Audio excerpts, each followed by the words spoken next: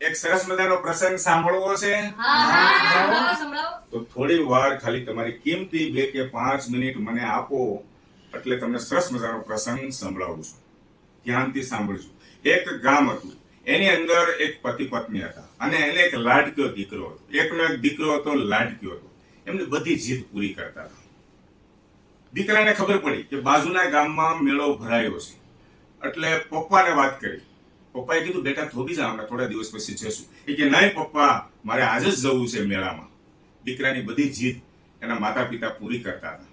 દીકરાને લઈને બાજુના ગામમાં મેળામાં જાય છે. મેળો એ ટાઈપનો એટલો બધો મોટો ભરાતો કે આજુબાજુના બધા ગામના લોકો ત્યાં મેળામાં આવતા. મેળાની અંદર ખૂબ ભીડ હતી. દીકરાને ખૂબ આનંદ કરાવ્યો. જાદુગર બતાવે, અલગ અલગ ચકડોળમાં બેસાડે, રમકડાની દુકાનો બતાવે. દીકરો ખુશ હતો.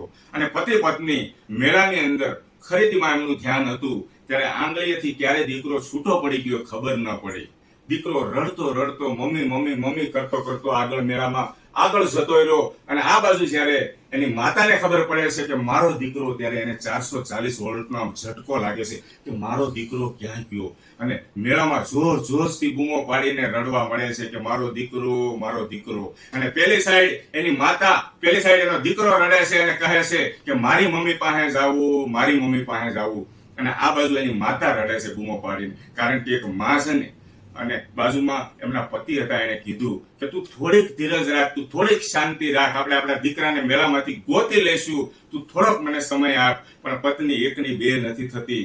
એની આંખો સોજી ગઈ. કલાક, 1.5 કલાક, 2 કલાક થયા, દીકરો મળ્યો નહીં. પત્ની એની સાથ ચૂકી ગઈ આખી, અને એટલી બધી રડતી હતી કે કોઈની વાત સાંભળતી જ નહોતી. એ અરસામાં એક ભાઈ, સજ્જન માણસ બાજુમાંથી આવે છે અને કહે છે કે ભાઈ, તમે અહીંયા આગળ મેળાની ઓફિસ છે, ત્યાં તમે જાઓ, એલાઉન્સ કરાવડાવો, તમારો દીકરો મળી જશે. આ મેળાની અંદર ખૂબ ભીડ છે, એટલામાં જ તમારો ક્યાંક દીકરો હોય છે. અને સામે રોવાનું ચાલુ, સામે દીકરાનું, મારી મમ્મી પાસે જાવું. અને આ બાજુ માતાનું રોવાનું ચાલુ કે મારો દીકરો. ત્યાં સામેથી દીકરો દોડતો આવે છે.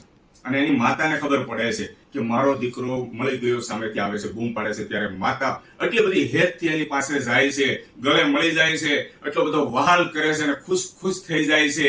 એ અરસામાં એમનો પતિ ત્યાં સામે ઊભો રડતો હોય છે, એની આંખો ભરાઈ જાય છે. ત્યારે એની પત્ની ખીજાય છે કે અત્યારે આપણો દીકરો જ્યારે ખોવાઈ ગયો તો ત્યારે તમારા આંખમાં એક આંસુ નહોતું આવ્યું, અને અત્યારે આપણો દીકરો આપણને મળી ગયો છે ત્યારે તમે રડો છો. હોય કે આ રડવાનું કારણ શું છે? કે હું ક્યારનો જોઉં છું, જ્યારે 2-4 કલાકથી આપણો દીકરો મળતો નહોતો ત્યારે તું એટલી બધી ગાંડીતુર થઈ ગઈ હતી, એટલું બધું રડતી હતી, મારી એક વાત સાંભળતી નહોતી, તને તારા શરીરનું પણ ભાન નહોતું. અને આ દ્રશ્ય મેં જોયું ને, મારી આંખો ભરાઈ ગઈ. તું વિચાર કર કે આ દીકરાને તે આમાંથી 10 વર્ષથી તે મને દૂર કર્યો છે. આ દીકરાની શું વીતી હશે, એ માની શું વીતી હશે, એ માં કેટલું રડી હશે, તું ખાલી વિચાર કર. ત્યારે એ પત્નીને આંખો ખુલે છે અને સમજાય છે.